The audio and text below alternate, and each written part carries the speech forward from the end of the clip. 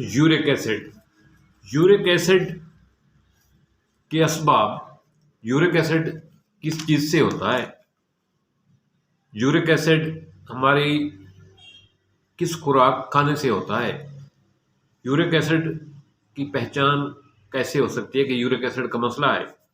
York acid ہمارے kidney پر کیا اثر کرتا ہے؟ یورک ایسڈ جو ہے مختلف بیماریوں کی وجہ سے بھی ہو جاتا ہے. یورک ایسڈ کے مریض کو کیسی خوراک کھانی چاہیے؟ یورک ایسڈ کا دیسی علاج کیا ہے؟ میں ہوں آپ کا ہوسٹ شبیر سامٹیا اور آپ دیکھ رہے ہیں کمپلیٹ ہیلدی ٹپس. آج یورک ایسڈ جو ہم کھانا کھاتے ہیں ہمارے معدے میں جا کر اس کی توڑ پھوڑ ہوتی ہے. ہماری بڑی آنت میں چھوٹی آنت میں اس غذا کے ہاضمے کا عمل ہوتا ہے. وہاں سے توڑ پھوڑ کے نتیجے میں جو فالتو مواد ہوتا ہے وہ یورک ایسڈ اس سے بنتا ہے. وہ یورک ایسڈ عام طور پہ کڈنی میں جاتی ہیں. وہ کڈنی جو ہے نا پیشاب کے راستے اس کو خارج کر دیتا ہے. یہ ایسے سمجھ لو جس طرح ہم گھر میں کچن میں کوکنگ کرتے ہیں تو کوکنگ کے نتیجے میں دھواں نکلتا ہے. وہ دھوئیں کو اگر پراپر راستہ نہ دے کچن سے نکلنے کا، ایگزاسٹ نہ لگائیں یا اوپر سے دھواں نکلنے کی جگہ نہ رکھیں تو وہ دھواں پورے گھر والوں کو، پورے کمروں کو، پورے گھر کو ڈسٹرب کرتا ہے.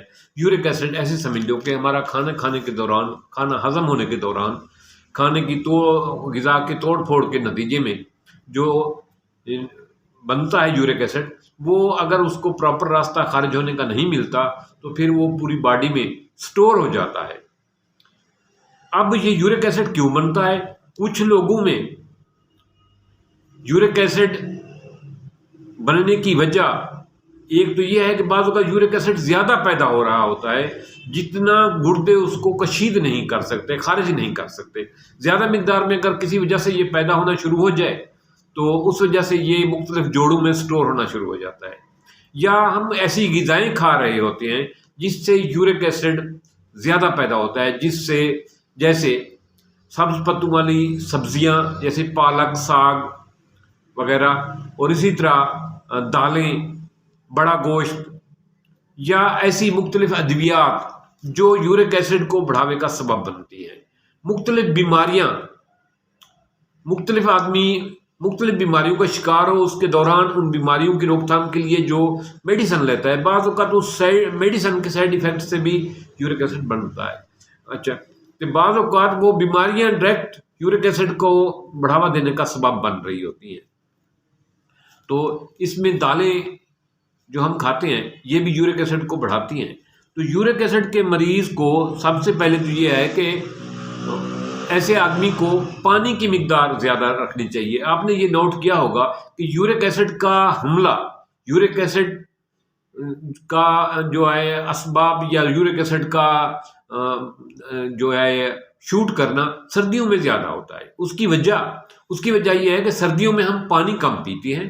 پانی کم پیتے ہیں تو پانی کم پینے کی وجہ سے گردے اس کو صاف زیر یورک ایسڈ کو کم خارج کرتے ہیں. تو یورک ایسڈ کی زیادہ مقدار ہمیں جوڑوں میں چلی جاتی ہے، جوڑ سوجنا شروع ہو جاتے ہیں، ان پر سوجن آ جاتی ہے، وہ درد کرنا شروع ہو جاتے ہیں، جوڑ اکڑ جاتے ہیں، لال ہو جاتے ہیں.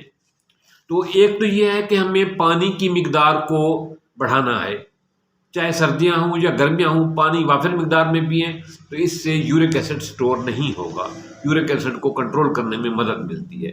اسی طرح کچھ سٹرس فروٹ ہے جیسے لیمو ہے، ایک دو ٹماٹر ہے، یہ بھی یورک ایسڈ کو بڑھاتے ہیں. یورک ایسڈ کے پیشنٹ کو یہ چیزیں نہیں کھانی چاہیے. اسی طرح بڑا گوشت ہے. لیکن میں ایک ریسرچ پڑھ رہا تھا، انہوں نے کہا ہے کہ شوربا لے سکتے ہیں، بوٹی نہیں، بوٹی میں یورک ایسڈ یعنی پروٹین زیادہ پی جاتی ہے، اس کے بجائے آپ شوربا لے سکتے ہیں. تو سبزیوں کا بھی جو ہے نا 2-3 سبزیاں جو ہیں خاص طور پہ سبز پتوں والی، ان سے پرہیز کریں، دالوں سے پرہیز کریں. روٹی کھا سکتے ہیں، چاول کھا سکتے ہیں، باقی چیزیں ڈیری چیزیں کھا سکتے ہیں، لیکن یہ بھی اپنے ڈاکٹر کی رائے سے، اپنے ڈاکٹر سے پوچھ کر. پھلوں میں آپ مختلف پھل استعمال کر سکتے ہیں، لیکن ایسے لوگ جو مختلف سموکنگ، الکوہل یا اس قسم کے بازاری مشروبات استعمال کرتے ہیں، یہ بازاری مشروبات الکوہل وغیرہ، اسموکنگ وغیرہ جو عام نام نہاد بازار میں میٹھے شربت اور ڈرنکس ملتے ہیں، یہ یورک ایسڈ کو بڑھانے کا، یورک ایسڈ کا سبب بہت بڑا سبب ہے۔ یورک ایسڈ کے بڑھنے کی وجہ سے جوڑوں کی سوجن کے ساتھ ساتھ گردے میں بھی پتھری بننا شروع ہو جاتی ہے۔ پتھری یورک ایسڈ کے بڑھنے کی وجہ سے، یورک ایسڈ کی وجہ سے گردے میں، کڈنی میں جو ہے سٹون بننا شروع ہو جاتا ہے۔ یہ یورک ایسڈ اس سے مزید جو ہے نا وہ مریض کے لیے تکلیف دہ کنڈیشن ہوتی ہے۔ اس کے لیے سب سے اہم بات جو ہے، ایک تو اپنے کھانے کو سادہ رکھیں، گھر کی بنی ہوئی چیزیں استعمال کریں، گوشت کی طرف کم جائیں، سبز پتوں والی سبزیوں کی طرف کم جائیں، دالیں کم استعمال کریں، اور اس کے ساتھ جو ہے پانی کی مقدار بڑھا دیں، پانی زیادہ مقدار میں لیں، اور ساتھ جو ہے اپنے ڈاکٹر سے مشورہ کر کے یورک ایسڈ کا ٹیسٹ کرا کے جو بھی ڈاکٹر دوائی تجویز کرے وہ ضرور لیں، کیونکہ یہ ایک دفعہ آپ کے جوڑ اکڑ گئے، جوڑ مفلوج ہو گئے تو پھر یہ اتنا جلدی جو ہے نا یہ ریموو نہیں ہوتا۔ اس کے لیے بہتر ہے کہ جو ہی آپ کو گھٹنے پہ، عام طور پہ یورک ایسڈ کا حملہ پاؤں کے جوڑوں پہ ہوتا ہے، انگوٹھے پہ ہوتا ہے، ایڑی پہ ہوتا ہے، کچھ لوگوں کو گھٹنوں پہ بھی ہو جاتا ہے، کچھ لوگوں کو کہیں کندھے پہ بھی ہو جاتا ہے، بازو پہ بھی ہو جاتا ہے، ہاتھ پہ بھی ہو جاتا ہے۔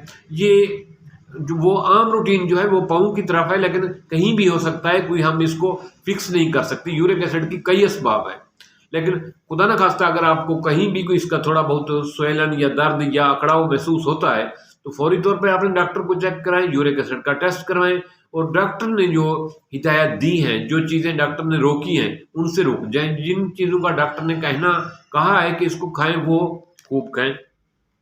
اپنے کھانے میں توازن قائم کریں، بازاری کھانوں سے پرہیز کریں، واک، ورزش، نیند اس کا بہترین یہ کریں، زیادہ میٹھے سے پرہیز کریں، یہ زیادہ میٹھا بھی یورک ایسڈ کا سبب بنتا ہے، تو احتیاط کریں کھانے پینے میں، بلڈ پریشر کے حوالے سے احتیاط کریں، اور اسی طرح اپنے ڈاکٹر سے باقاعدگی سے اس کا چیک اپ کرواتے رہیں۔ دیسی طور پر آپ جو ہے نا جو یورک ایسڈ سے بچنے کے لیے جو چیزیں میں آپ کو مشورہ دیتا ہوں کہ آپ اجوائن کا 1 چمچ رات کو پانی میں بھگو دیا کریں، صبح اٹھ کر وہ پانی پی لیا کریں۔